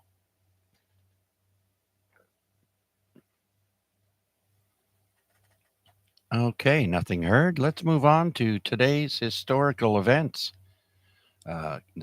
We shall continue on this day, and we'll start with a notable historical event in the year 1077. A Norman monk named Gundulf, I'm figuring that's part of Normandy. He was a Norman monk named Gundulf, was made Bishop of Rochester and goes on to build Rochester Castle and the White Tower and the Tower of London. He was an engineer for William the Conqueror. Now, the White Tower is a former royal residence called the Old Keep at the Tower of London in England. It was built by William the Conqueror, as I just mentioned, in the early 1080s and subsequently extended. The White Tower was the castle's strongest point militarily and provided accommodation for the king and his representatives and housed a chapel. So, yeah, the tower in London, lots of good history about that. And of course, they had a dungeon there and they used to torture people there. So, yeah, nice place. All right, next, let's go to the year 1452. And Frederick III of Habsburg is crowned Holy Roman Emperor by Pope Nicholas V at St. Peter's Basilica in Rome. And he is the last Holy Emperor crowned in Rome. That's in 1452. Next, the year is 1831. And we have the first United States bank robbery, and it was the Citibank in New York. And it was robbed of $245,000. That's a lot of money if that was the amount back in 1831. Wow. No wonder people in the Midwest started robbing banks. They heard about the big one in New York. All right, let's go to 1911 now. On this day, we have the first International Women's Day. Sees over 1 million men and women attend rallies in Austria, Denmark, Germany, and Switzerland. Issues discussed included women's right to vote and to hold public office, the right to work, and to vocational training, and an end to discrimination on the job. This is back in 1911.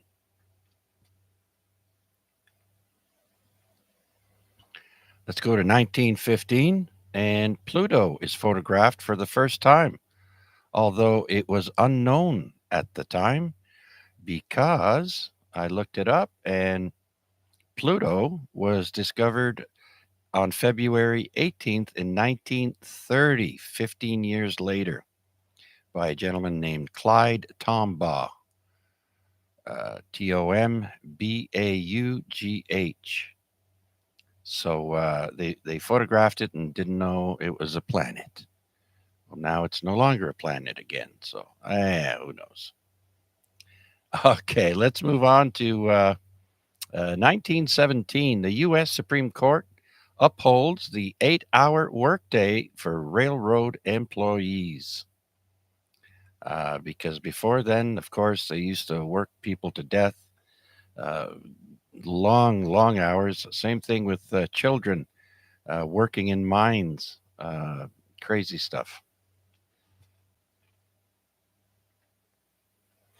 All right. Next, we just had a time change. And so on this day in 1918, the United States adopts the Standard Time Act of 1918, also known as the Calder Act, a federal law implementing standard time and daylight savings time and defining 5 time zones for the United States.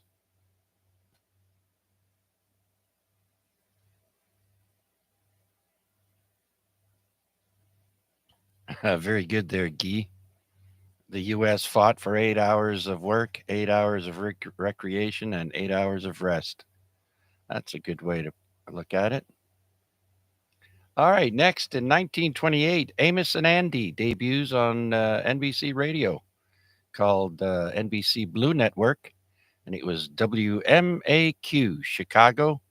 I don't know if any of you remember Amos and Andy, but I used to listen to it on the radio late on Saturday or Sunday nights on old time radio. And 3 years later, in 1931, Nevada legalizes gambling. In 1931, and look at it now. I wonder when they legalized brothels. I wonder what year that was in because they do have a legal brothel there in outside of Las Vegas because they can't have it in the city limits.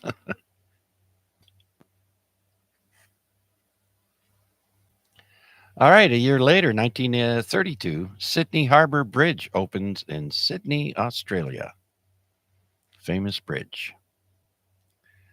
Okay, so let's go to 1937 now. Astronomer Fritz Zwicky, boy, that's a weird name, publishes his research on stellar explosions and coining the term supernova and hypothesizing that they are the origin of cosmic rays.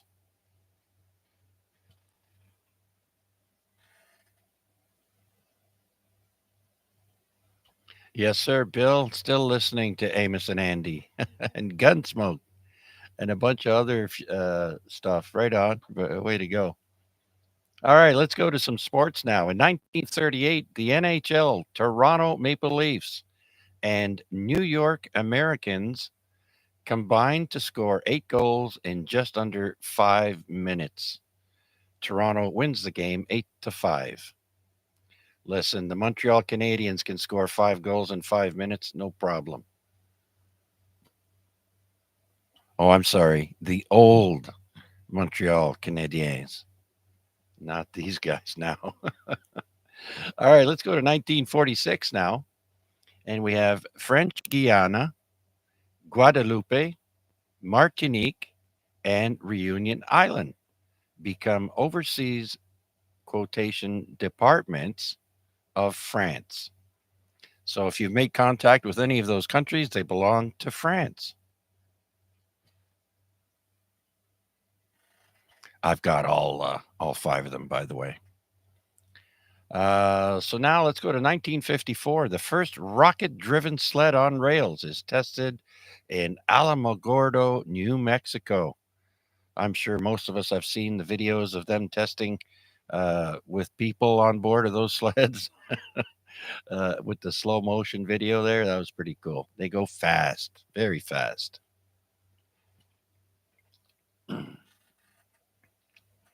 All right, now we're at the James Bond portion that I mentioned earlier. In 1964, on this day, March 19th, Sean Connery's first day of shooting on the James Bond film Goldfinger. Now, Connery originated the role of James Bond in the first of the movies called Dr. No.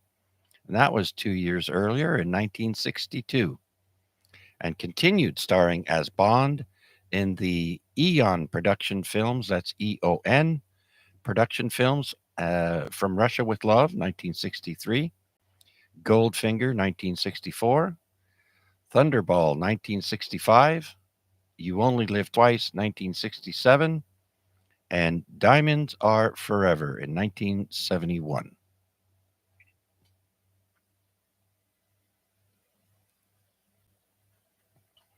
Actually, the two Bond, the Bond that replaced him, what was his name? He was the Saint.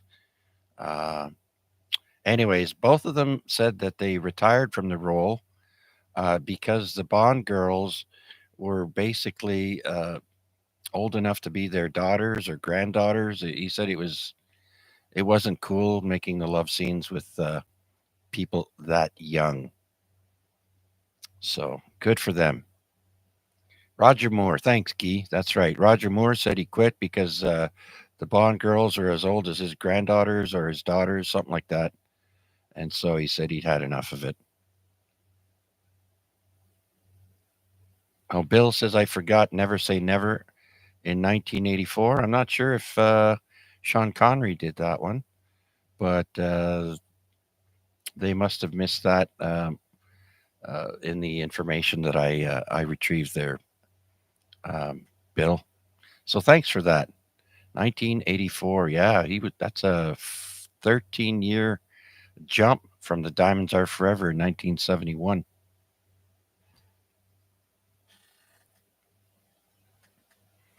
All right, way to go, Bill. Thank you. All right, let's jump to 1969.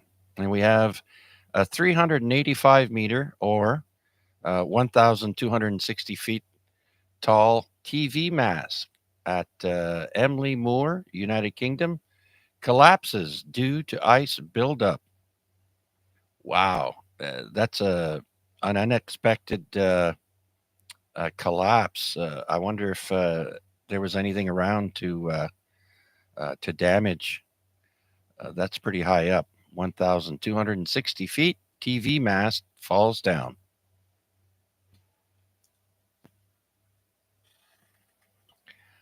All right, next, the White Rabbit. No, in 1974, Jefferson Starship begins their first tour.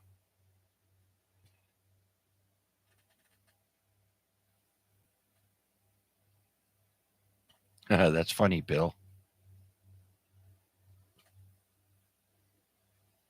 All right, in 1975, Pennsylvania is the first state to allow girls to compete with boys in high school sports. So that was in the U.S. I know we did, I'm not sure if we did any of that in high school. Can't remember. No, we were separated. Can you imagine boys playing rugby with girls? I don't think so. Wrestling was fun. Never. We never got to touch girls in high school. Not during class. Anyways. Okay, the year is 1977. We have the last episode of the Mary Tyler Moore Show on CBS, and it ended with a group hug, searching for a box of tissues, then singing "It's a Long Way to Tipperary." And that was the last episode. And I looked it up, and the first episode was in 1970. So they had a 7-year run.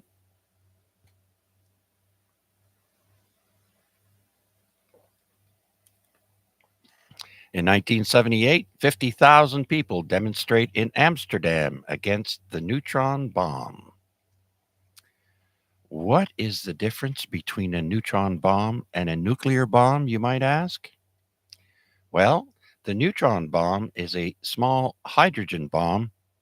The neutron bomb differs from standard nuclear weapons insofar as its primary lethal effects come from the radiation damage caused by the neutrons it emits. It is also known as an enhanced radiation weapon. It doesn't do as much physical destruction, but the radiation is far worse.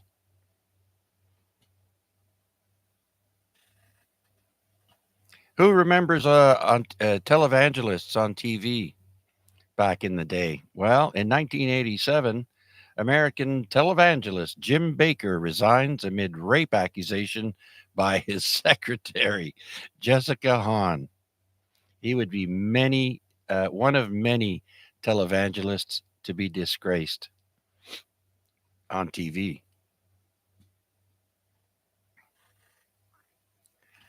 All right. In 1990, we've got the world's first ice hockey tournament for women, and it was held in Ottawa. That's right, Guy, Jimmy Swaggart. So 1990, first ice hockey for women.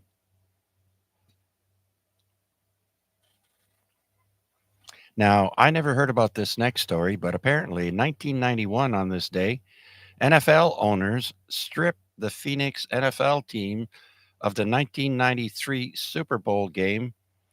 What? 91, 93? That doesn't make sense. I think it's the other way around. There's a typo there. But let me read it. NFL owners stripped the Phoenix NFL team of the Super Bowl game because Arizona does not recognize the federal holiday Martin Luther King Jr. Day. That's crazy. Never heard of that.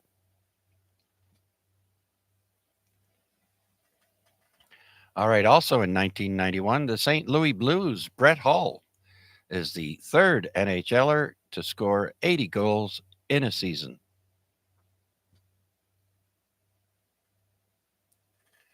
All right. Who likes omelets? In 1994, we've got the largest omelet measured at 1,383 square feet, made with 160,000 eggs, and it was made in Yokohama, Japan.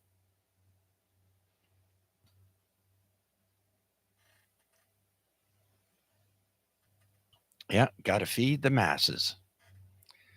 All right, a year later, 1995, Michael Jordan rejoins the NBA Chicago Bulls after 17 months trying a career in baseball. I actually have a baseball card with Michael Jordan on it in a baseball uniform.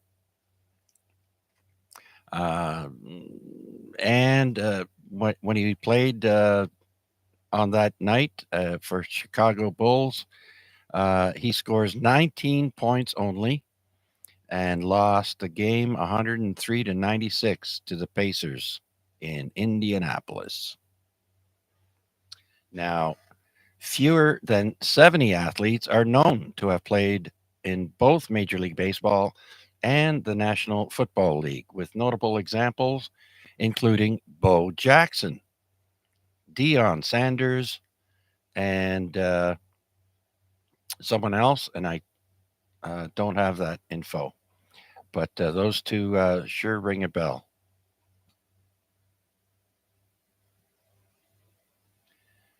Yeah, I partially posted the next bit of information on top of that. So, anyways, so let's go to 2001 now.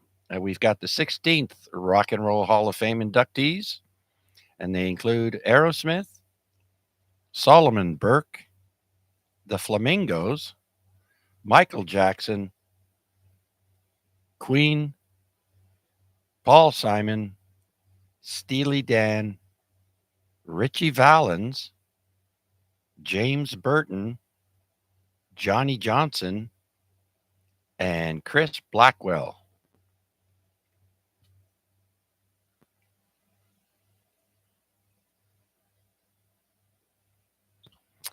And then in 2003, on this day, we have the invasion of Iraq. Airstrikes by an American and British led coalition signaled the beginning of the invasion of Iraq without United Nations support and in defiance of world opinion.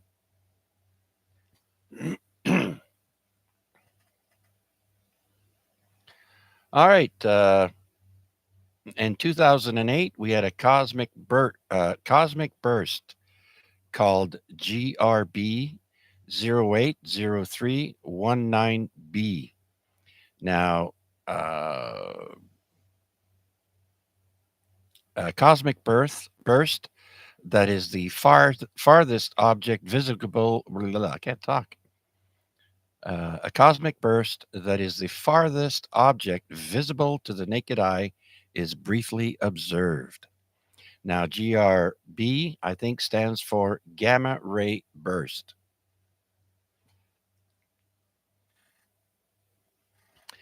In 2012, Wendy's overtakes Burger King to become the second best selling hamburger chain.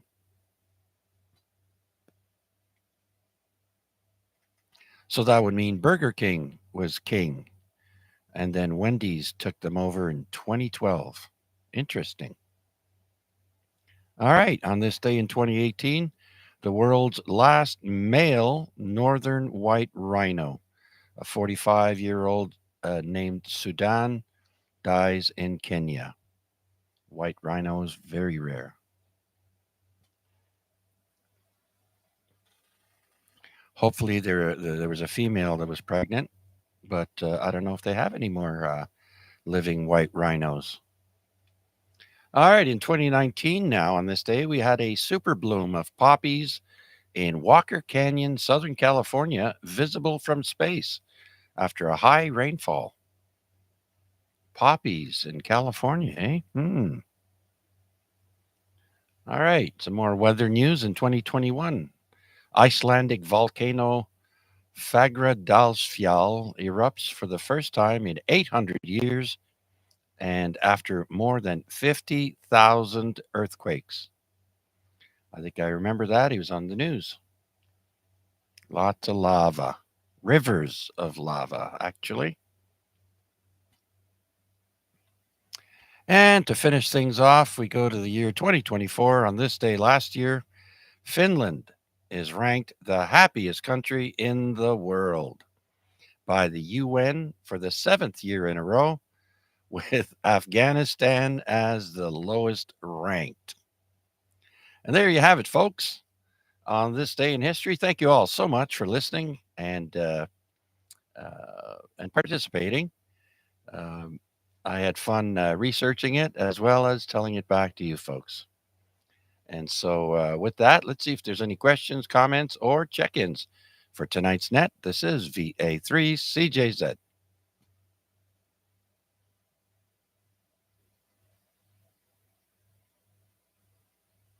All right, so that brings us to last call. Let's see if Walter's still there. VE3 Fox Hotel Echo.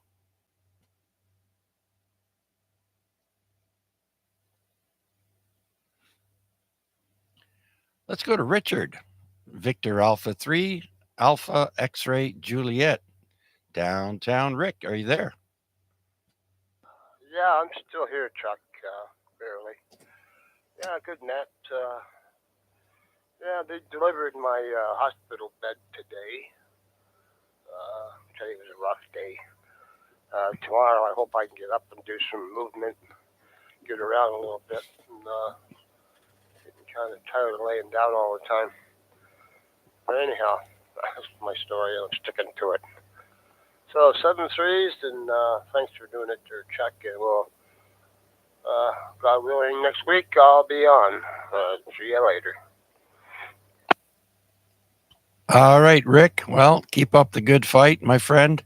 You know, we got lots of people here that love you, and I'd sure like to come by and visit you on the weekend, but I tried on Saturday, but Ricky Jr. said it wasn't a good time, so I didn't. But we'll see how this weekend does. Okay, buddy? Always call before you come there, Chuck, because you never know how I am. Yeah, you never know. Okay, I'll talk to you later, bud. Bye. All right. Yep. That's what I'll do there, Rick. Okay, my friend. Take care, and we'll talk to you soon, hopefully. And so, with that, let's go up the list to Mac VA3 IMW. Thanks again, Chuck, for a wonderful distraction in the middle of the week. Also, Rick, much love from everybody on the net. Hoping for the best things for you. And heart's full of love and joy. But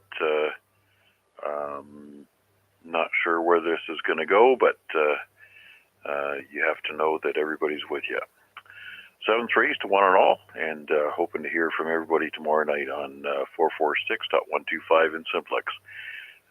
And I'll turn it back to you, Chuck.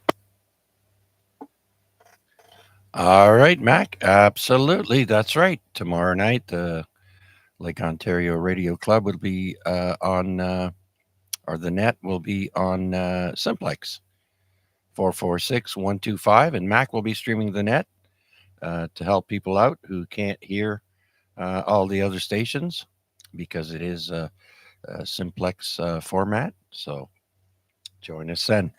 Thank you, Mac. Have a good one. Let's go over to Albert now, VA3 Bravo Tango. Yeah, still here listening along, getting ready for bed. Good night there, Chuck. Thanks for doing it. Thanks for being there.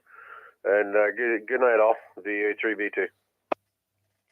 All right, Albert. Maybe you can start doing some dry runs to Barrie so that you'll get some practice in for when you got to go every day. That's not funny, Chuck. And where are you going, honey? Oh, I'm just driving to Barrie so I get some practice. Oh, I thought it was funny. Okay, Albert, have a good one. All right, let's pick up. Let's see if Cal is done with his hockey. Victor Alpha 3, Charlie Delta Victor.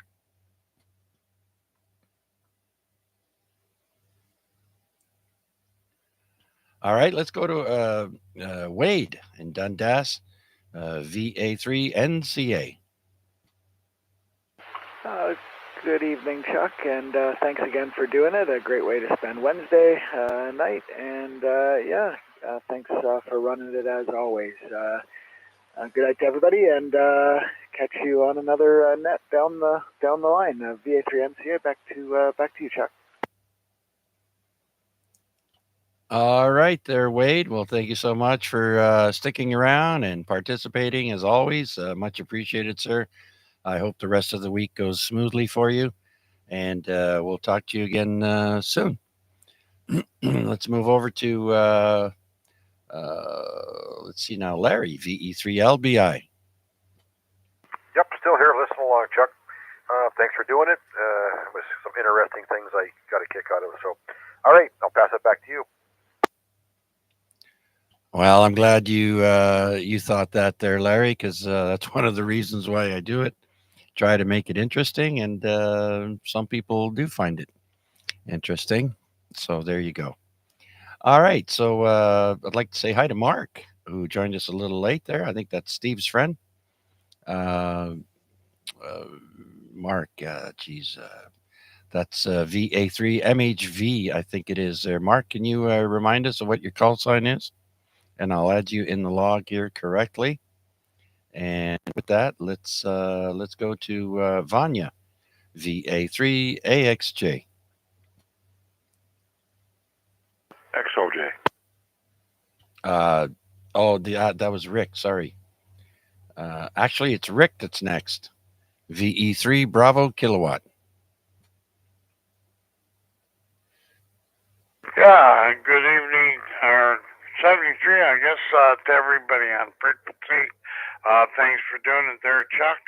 Good job as usual. And anyway, nothing else from this end. B3, BK. Okay, Rick. Now that I know you're back there, I just put up the beaver for you on the YouTube stream, and that's a special event call sign marking the beaver's 50th anniversary of being Canada's national symbol. Special call sign X-ray Mike 9 Alpha. So check them out. And so did that just for you there, Rick. Anyways, where am I here? Oh, back to the list. Tomash, VE3 Charlie Echo Uniform. You still there, Tom?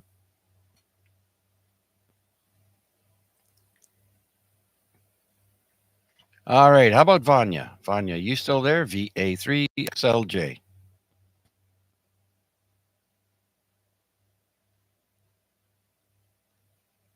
All right. Well, before I close the net, let's do one last call out for any stragglers out there who'd like to stop in and say hi here on the weekly Amateur Radio Exchange Group. This is VA3 CJZ.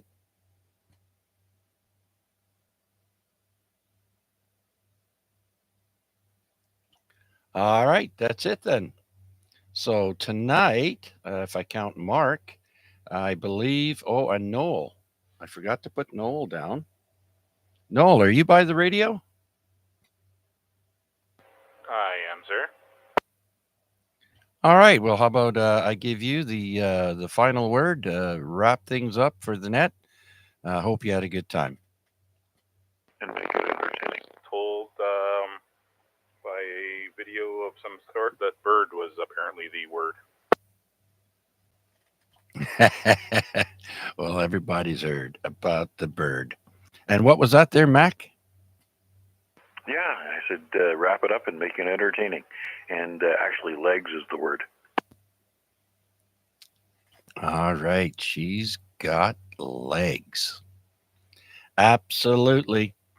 All right. So that means we got 14 check-ins, including the ones on YouTube. I do appreciate it. Everyone that joined us. And Mark, VA3MHV. Bill, VE3IUK. Noel joined us. Guy. And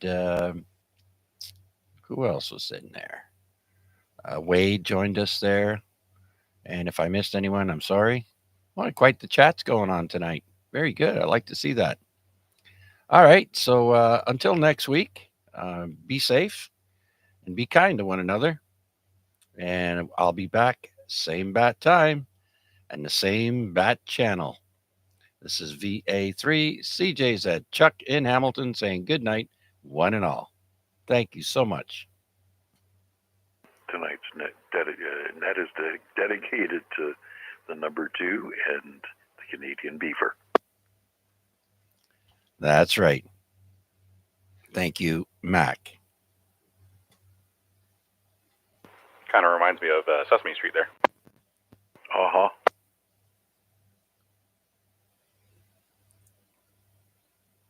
It's just me and Mr. Snuffleupagus here right now.